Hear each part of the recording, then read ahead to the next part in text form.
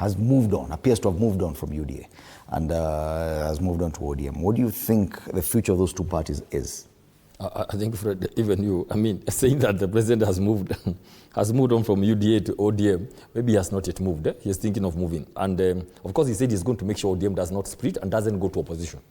And he seems to suggest that he's going to follow ODM either to form government or to be part of government. So two things come to mind. One, anything is possible in this country. And the way I know the president, he can as well move into ODM and be the flag bearer. That is possible. Number two, the ODM will have many challenges because of lack of an automatic. I hope Raila Odinga had written some notes on how he'd wanted ODM to proceed after his. Because remember, even chairmanship, even deputy party leader, he put 3. Meaning he didn't have an automatic, heir. Now, question, ODM has a choice to go pick among the members, the high-ranking members from the deputy party leader, pick someone to be the party leader, but they have chosen to go the family way by putting Dr. Oburu Oginga as a de facto party leader. Now the issue now of either Odinga comes in, the Winnie family and all that.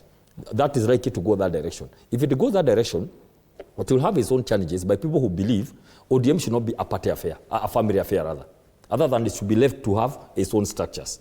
So what do I see? I don't wish bad for ODM myself. It has been there for 20 years. Maybe they have some magic that they are going to cause and the party continues.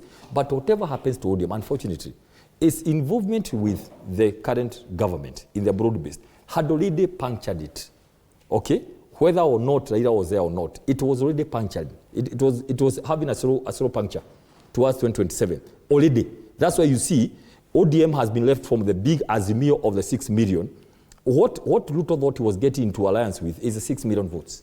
But unfortunately, it's only Luo Nyanza because Kamba, Kisii, Western, Masai, parts of Coast, Northeastern had drifted to the united opposition. So it's now Luo Nyanza thing, and it's shrinking. It continues to shrink. So whatever happens, like we had said before, whatever happens, for us we had said whatever happens, either Raila is there or he is not there, the whole issue of ODM is shrinking. It's now even more because the persona is not there, who could maybe pull some strings and all that. Now, that is now ODM after Raila.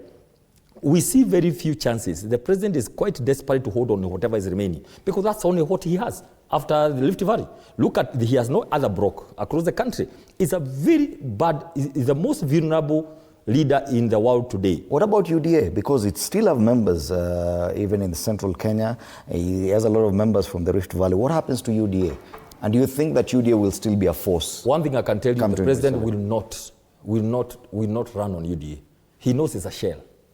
He'll pick his people from Rift Valley and get them to something else. He'll cover something else, something around there, some coalition of some sort. And how does that affect the politics of the united opposition, especially even the DCP in Mount Kenya region? The fact that the president is no longer interested in UDA. Why he is not interested with UDA? Because he knows that it's no longer there. You know, in Mount Kenya, for example, region and all that, we have 99% for example, and on DCP. So what happens? And unfortunately, UDA, he'll just let UDA to die. He'll just let it die, form another coalition, something else, and move on with it. But pointedly, look at what Senator Vihiga said. I can tell you this. He said, we are stuck on the 10-point agenda. And I can tell you, Fred, between me and you, this is next year March, right? 1 year anniversary, when they were supposed to announce something. Mm-hmm. Nothing will have happened of the 10-point agenda. Actually, the score will be about, out of 10, the score will be about 1 or 2 of anything that may have happened. Look at, you have the points. And that's what will mark. Even the people who look sober, like the Otsotsi, that's when they are going to leave automatically, to leave ODM. Okay. But look at there's something very important here that the president announced on Mashija. He was saying, there's what we had agreed with Raila. One thing we saw at the barrio, everybody has their card of what was the last standing instruction. We saw that word. Everybody had their last standing instruction on what Baba said, what should be done. But what is key, even in life, we have said that here. Baba used to play many cards. One card with Sifuna and Babu Owino, go and oppose government. The other card, stay in government. He was also clever. He was also not very sure. So we are going to see now everybody coming to say, Sifuna will be saying, I used to talk to Baba every day. I'm the SG. I'm the official spokesman, and this is what Baba said. But look at what the president said. He said they had agreed 3 things. Remember, food security issue, the issue of industrialization and all that. But I'll tell you this. Fred, we have been in this country. Before the Kenya Kwanza came in, we were talking about 100 dams. Now, suddenly the dams have shrunk to 50, and they have not started. So out of the 100 dams, nothing has started. It's like, do you see what we call a pre-campaign, like a pre-election campaign? That we are going to do these dams. It was 100. None of them has taken off. Now it's shrunk to 50 in the 4th year.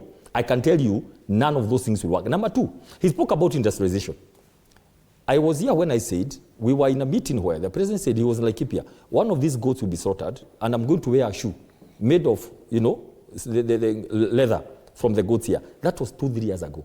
You can't repeat it again to talk about industrialization.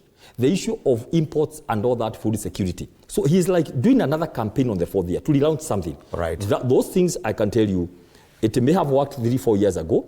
Right now is the 4th year. Yeah. I don't see any new thing happening. One of the most urgent things right now that most parties will be considering are the by-elections in November 27th. UDA